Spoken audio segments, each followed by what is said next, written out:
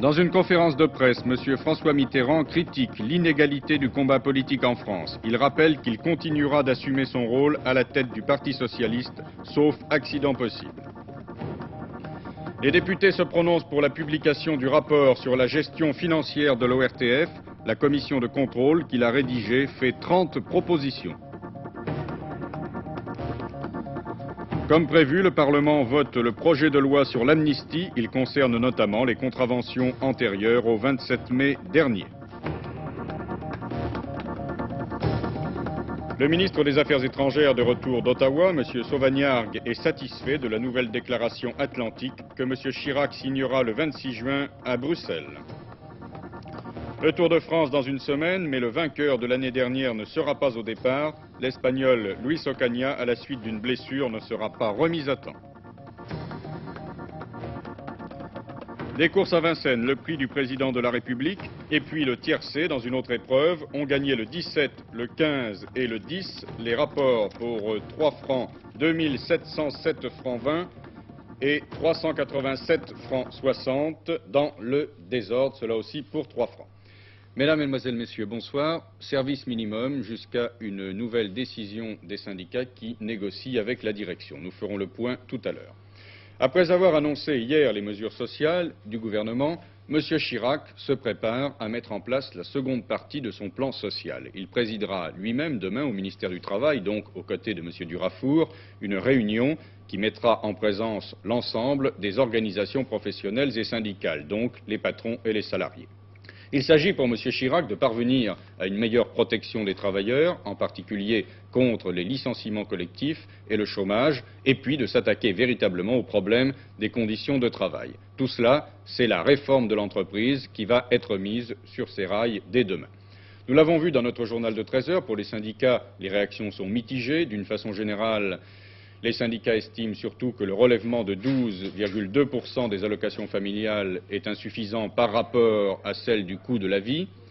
Pour le SMIC à 1213 francs pour 43 heures de travail, ce sont surtout les patrons qui sont sceptiques, craignant que cela ne pose des problèmes à de nombreuses entreprises. Pour les allocations vieillesse, le minimum à 17 francs 26 par jour est apprécié, mais jugé encore insuffisant.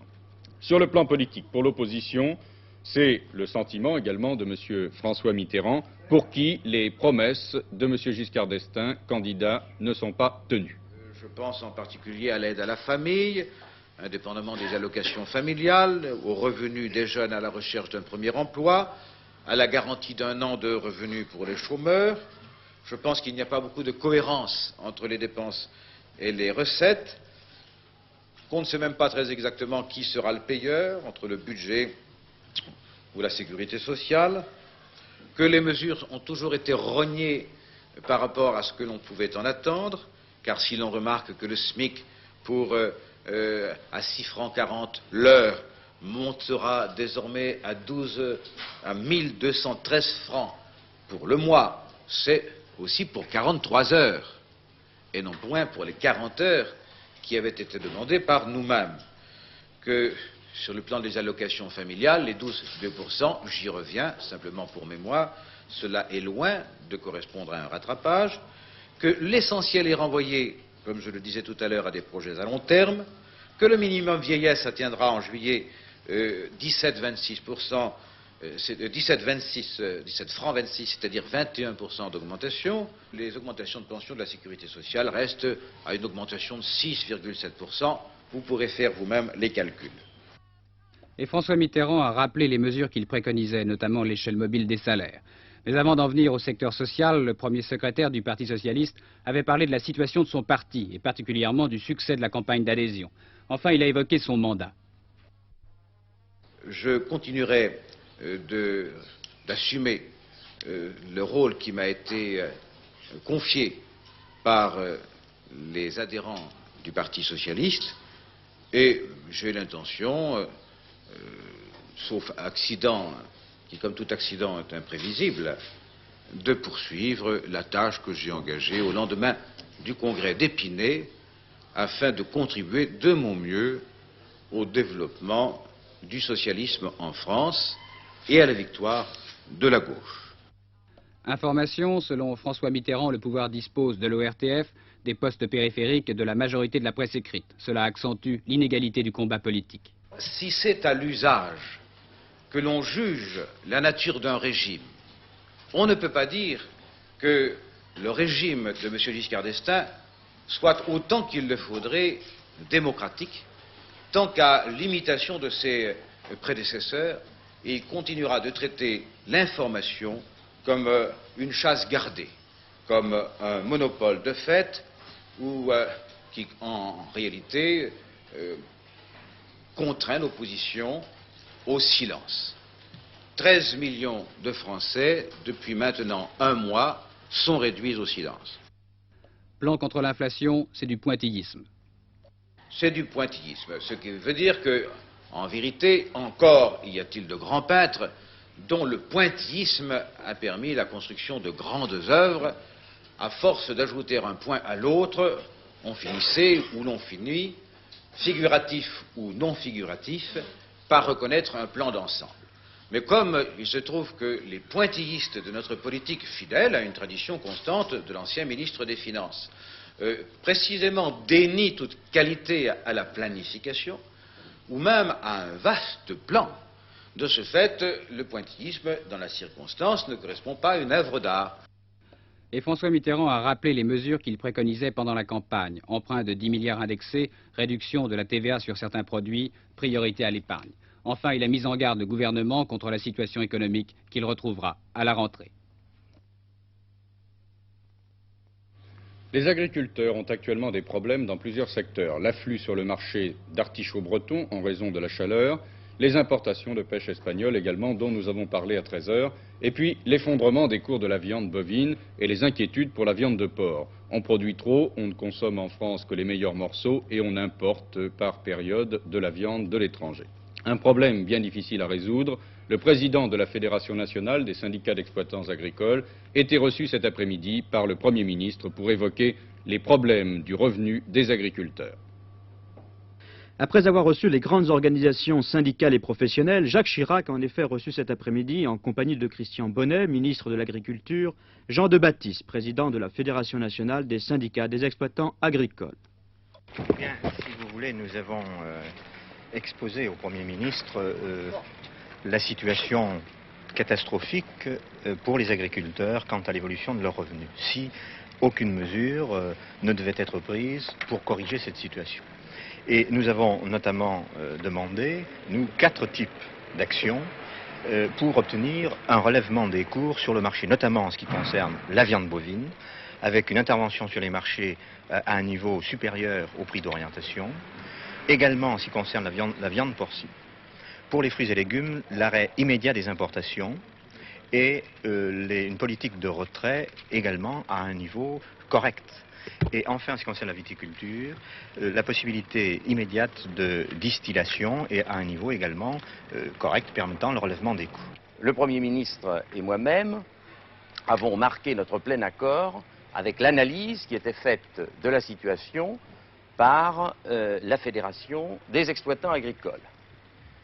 Nous avons dit de la façon la plus nette que nous entendions, dans une préoccupation d'équité, que le secteur agricole ne se situe pas en retrait des autres catégories sociales sur le plan du revenu pour l'année 1974. Une petite erreur sur le prénom, il s'agissait bien de Michel Debatisse et non pas de Jean.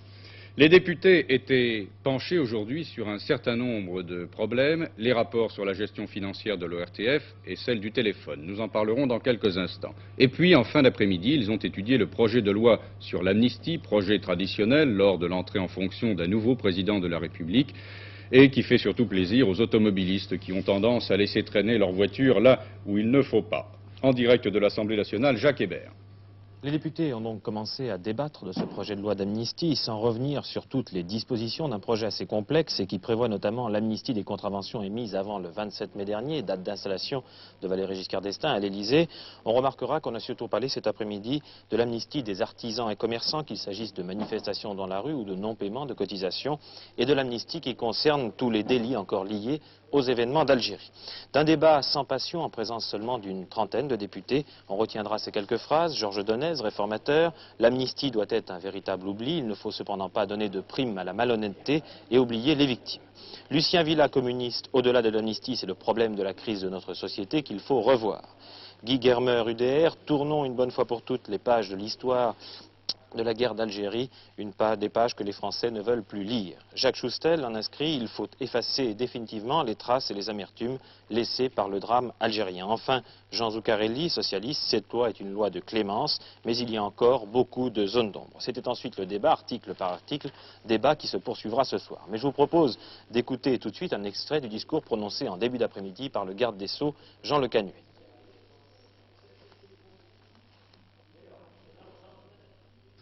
La crainte et la punition ne sont d'ailleurs pas les seules voies de la justice. La justice, de mieux en mieux informée des nuances de la culpabilité, comme des limites dont elle dispose pour la saisir, ne méconnaît pas ce qu'une mesure de clémence peut avoir de fécond pour l'avenir. Le président de la République et le gouvernement, animés de la volonté de rassembler les Français pour la construction d'une société plus juste, sont persuadés qu'un nouveau départ doit s'accompagner d'un certain détachement, donc d'un certain oubli du passé.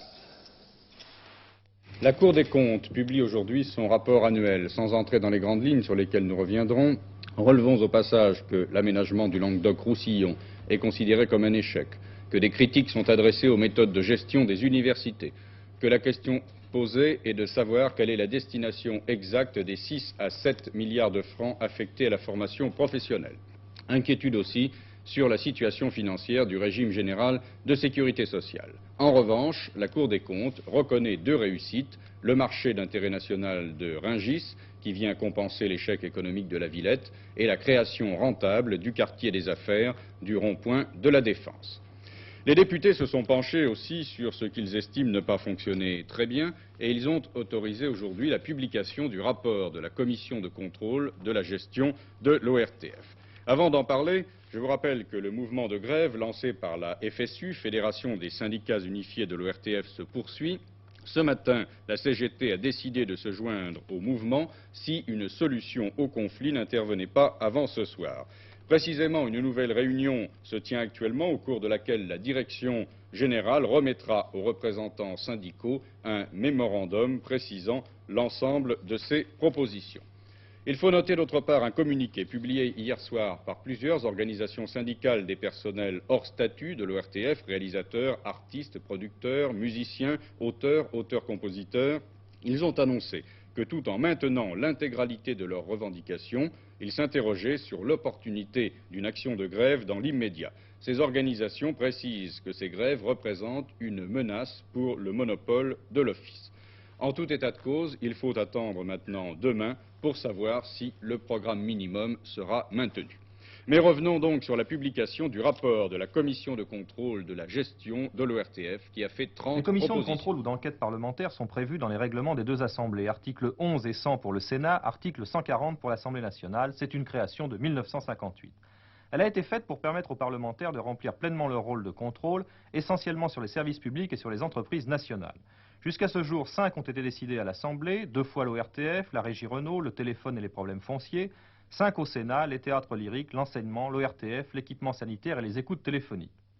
La commission de contrôle sur la gestion de l'ORTF, où tous les groupes politiques étaient représentés et dont l'Assemblée à l'unanimité a autorisé la publication du rapport aujourd'hui, a été créée en décembre 1973. M. Chinot, son rapporteur, et M. Vivien, son président, en tirent maintenant les principales conclusions.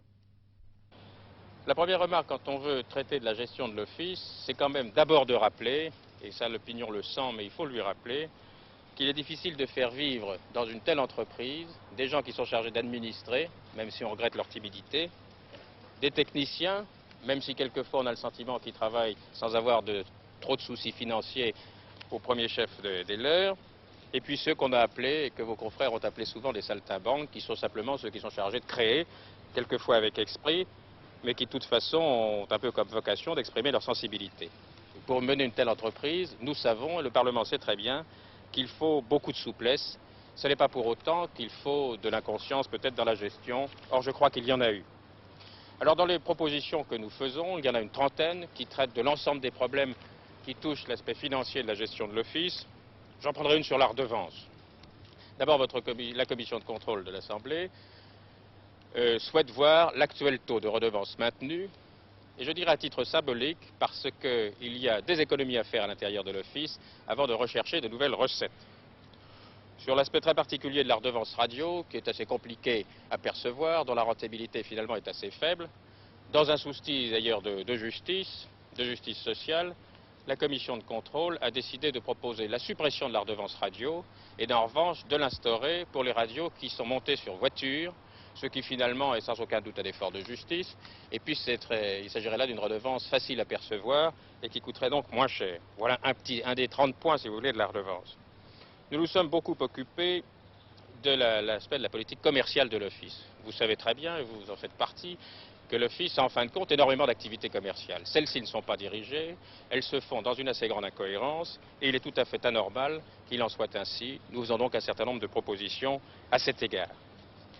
Enfin, si vous voulez, nous avons regardé d'assez près les problèmes de crédit en matière d'équipement de matériel, et en matière notamment immobilière, où nous avons constaté, ce qui n'est peut-être déjà une évidence pour certains, mais il faut le rappeler, qu'il y a une incohérence absolue dans la politique immobilière et qu'il est temps qu'enfin le personnel de l'Office et les dirigeants de l'Office en prennent pleinement conscience. Sur le plan budgétaire, l'ensemble des mesures préconisées tentent à ramener à une notion de responsabilité, mais à une notion de sanction également. Sanction qui implique aussi bien en récompense qu'en pénalisation.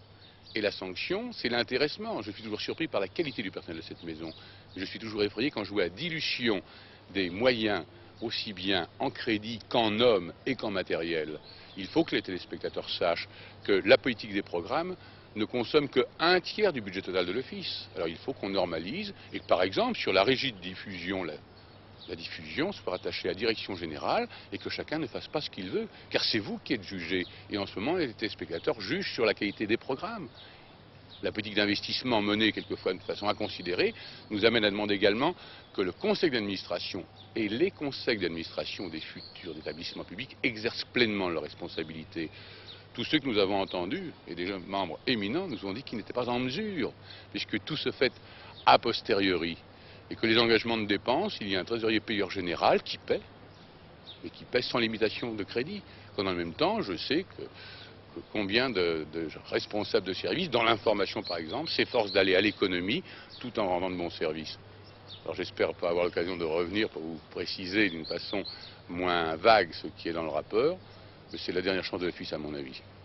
Est-ce que vous pensez que cette chance, si elle est laissée de côté, pourrait conduire à la privatisation par exemple ? Le rapport, contrairement à tout ce qui a été dit, ce qui prouve que le secret a été bien gardé, ne fait aucune allusion à la privatisation, car le rapport était dans le cadre de la loi du 3 juillet 1972. Donc il n'y a aucune allusion à cette privatisation. Personnellement, je considère qu'il ne faut pas engager ce processus.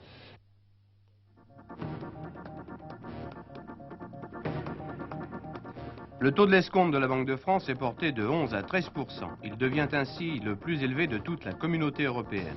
Raison de cette hausse, la montée ces dernières semaines des taux du marché monétaire français stabilisés aujourd'hui à 14%. La voie express rive gauche à l'ordre du jour du Conseil de Paris. Aujourd'hui, le budget destiné à la voie express pourrait être transféré pour des équipements sociaux ou pour la continuité des travaux d'aménagement du port Saint-Bernard. Mais pour M. Verdier, préfet de Paris, la position prise par M. Giscard d'Estaing n'équivaut pas à un refus définitif du projet. Les artichauts recouvraient hier certaines rues de Morlaix. Les producteurs mécontents en ont déversé une cinquantaine de tonnes rendues impropres à la consommation. Les producteurs de Saint-Paul-de-Léon ont adressé un ultimatum au ministre de l'Agriculture, demandant qu'une décision soit prise avant ce soir 20 h, notamment sur l'aide à l'exportation et l'indemnisation des invendus. Et justement, une dépêche m'annonce à l'instant que le gouvernement a décidé en fin d'après-midi d'accorder une aide supplémentaire de 1,5 million aux producteurs d'artichauts de Bretagne. De nouvelles difficultés pour le gouvernement britannique, c'est M. Wilson qui était derrière moi. Les travaillistes ont été mis en minorité pour la deuxième fois consécutive en 2 jours, cette fois sur les projets de nationalisation. 2 défaites pour M. Wilson à la Chambre des communes, c'est suffisant pour envisager de nouvelles élections anticipées, mais il n'est pas exclu que le leader travailliste s'efforce de tenir jusqu'à l'automne, l'été n'étant pas un moment favorable pour des élections. Un bilan selon Beyrouth des raids israéliens effectués aujourd'hui sur 6 camps de réfugiés palestiniens au Liban. 35 tués et 60 blessés. La plupart des victimes seraient des civils, des femmes et des enfants, déclare un membre de l'Organisation de libération palestinienne. Aucune confirmation de Tel Aviv. Le 26 juin prochain, M. Jacques Chirac représentera la France au sommet atlantique de Bruxelles. C'est lui qui paraphera la déclaration atlantique rajeunie pendant la session de l'OTAN qui vient de se tenir à Ottawa. M. Sauvagnargues en est revenu ce matin même relativement satisfait.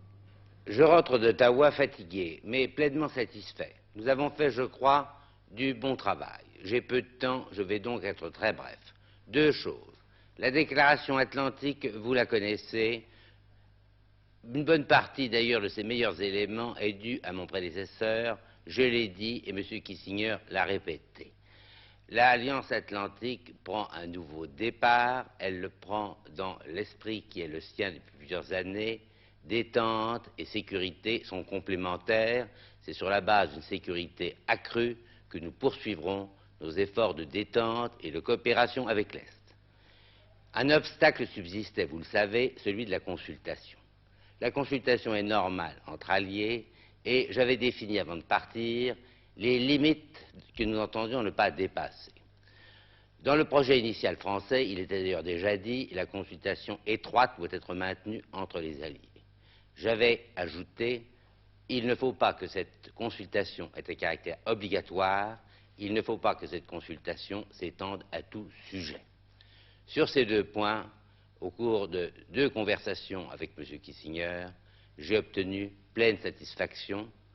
Il n'y a plus le mot « engagement » qui figurait dans les textes en discussion quand j'ai pris mes fonctions, mais simplement une ferme déclaration d'intention.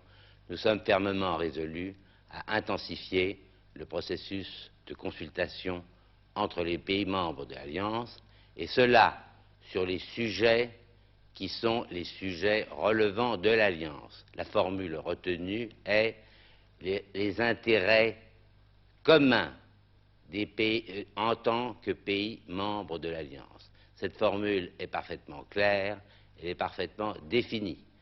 Je crois qu'elle ne se prête à aucune interprétation.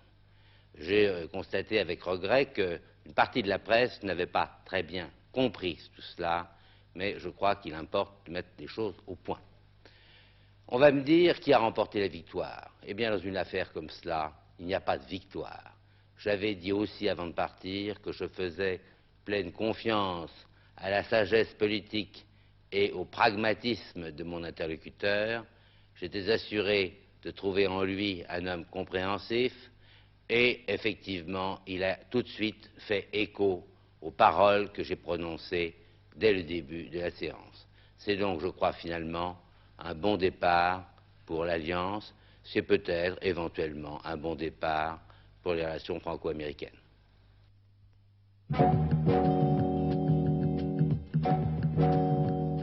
L'État et la commune sont responsables de la catastrophe de Val d'Isère. Ainsi en a décidé le tribunal administratif de Grenoble, à qui s'étaient adressées les familles des victimes. Souvenez-vous, le 10 février 1970, une avalanche détruit le chalet du centre de plein air de l'UCPA. 39 jeunes gens sont tués, une quarantaine blessés. La carence de l'administration peut être considérée comme l'une des causes normales de la catastrophe, disent les juges grenoblois. En effet, à l'endroit où se trouvait le chalet en dehors du village, les risques d'avalanche étaient connus et nombreux. Or, ils n'ont jamais été signalés par les autorités, ni lors de l'acquisition des terrains, ni lors des travaux, ni au moment de délivrer le permis de construire. Conclusion du tribunal, le maire de Val d'Isère, les services départementaux et le ministère de l'Éducation nationale ont donc négligé les procédures réglementaires qui s'imposaient. Tous, aujourd'hui, sont considérés comme solidairement responsables. 270 000 francs d'indemnité, 27 millions d'anciens francs seront versés aux familles des victimes.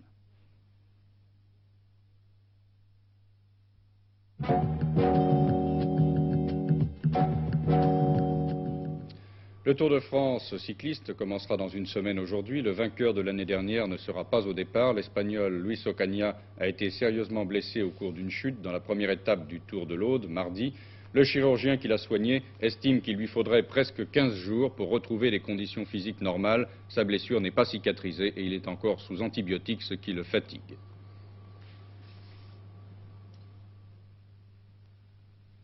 Pour le Tour de France, même que je pourrais déployer mon bras dans peu de temps, je vois quand même assez difficile que pour le départ du Tour, tout soit remis en ordre. Mais vous voudriez le faire?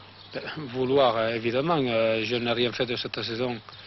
Alors, il ne me restait plus que des 3 tours, il ne me restait plus qu'un. Et le dernier, j'entendais bien le préparer au maximum.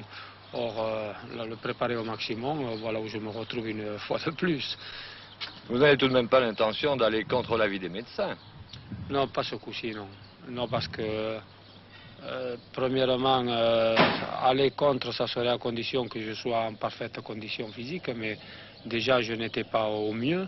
Je pensais pouvoir finir ma préparation dans le Tour de l'Aude. Et cette préparation qui n'était pas grande, il a fallu que je l'arrête. Donc, actuellement, si je vais aller au Tour de France sans préparation et en plus handicapé comme ça, à ce moment-là, non. Pour cette année, je pense que ce n'est pas la peine d'aller contre l'avis des médecins. Vous allez rester à Bretagne-de-Marsan ou vous allez partir en vacances? Oh, les vacances, on n'a pas le moral aux vacances actuellement. Hein. Non, on restera ici.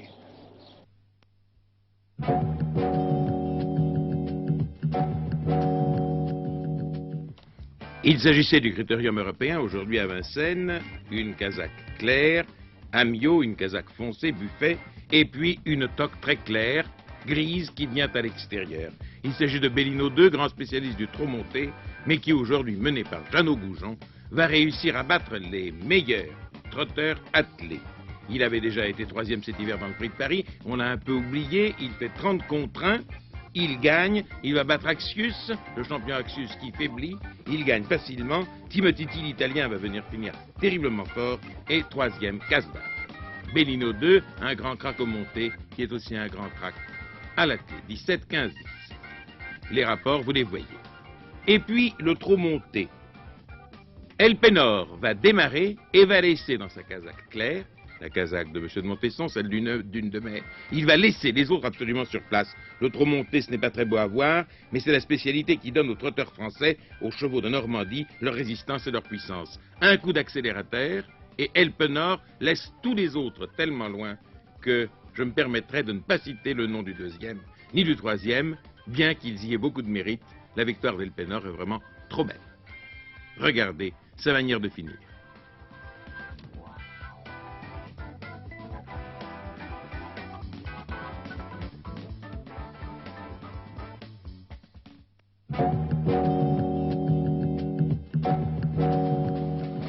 Les éléphants attendent Jean-Claude Boutier, les panthères Michel Leroyer, le phoque Geneviève Casil et le cirque d'hiver, tous les artistes qui depuis plusieurs semaines se préparent pour le 41e gala de l'Union des artistes. Au programme, des numéros de cirque proposés par des vedettes qui acceptent pour une soirée de faire gracieusement un numéro tout à fait inhabituel. Le bénéfice de la soirée doit revenir à des artistes nécessiteux. Qu'est-ce que vous faites avec Je laboure la piste. Ah bon? J'attends mon cheval et ma charrue. Vous labourez la piste? Hein? Parce que qu'est-ce que vous allez faire pousser dedans après? Pas dire.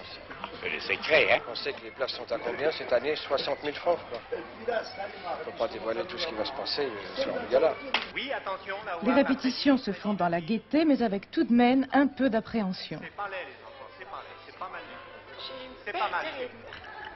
Vous pensez quelquefois que vous risquez de tomber? Oui, on pense tout le temps, mais je pense surtout qu'il faut faire attention. Salut. Parce qu'on pense tout le temps qu'on va tomber. Et ça ne vous fait pas peur? Si, ça me fait peur, mais je crois que beaucoup de choses, on a très peur et puis on y va quand même. Hop. Parfait. Oui, parfait. Attention à la rattrape. Parfait. C'est très bon, Maline. Bien, tu peux lâcher. C'est extra. Ah, ma Dieu. Allez, Tu allez. sais déjà les fait ça. Oui, n'importe comment. Allez, hop, allez, hop, hop. Hop, hop, hop. Avant de faire ce métier de comédien, j'étais cultivateur. Avant, et vous cultiviez quoi? Ben, je faisais comme tout le monde, je faisais un peu de blé, de betteraves, du maïs, etc. Et vous avez abandonné ça pour le théâtre? Oui, mais je vais peut-être revenir à la terre. Ah, c'est une bonne nouvelle, ça, pour la terre. Oui, oui, oui. Pour la terre. Retour à la terre. Et bon débarras pour le théâtre.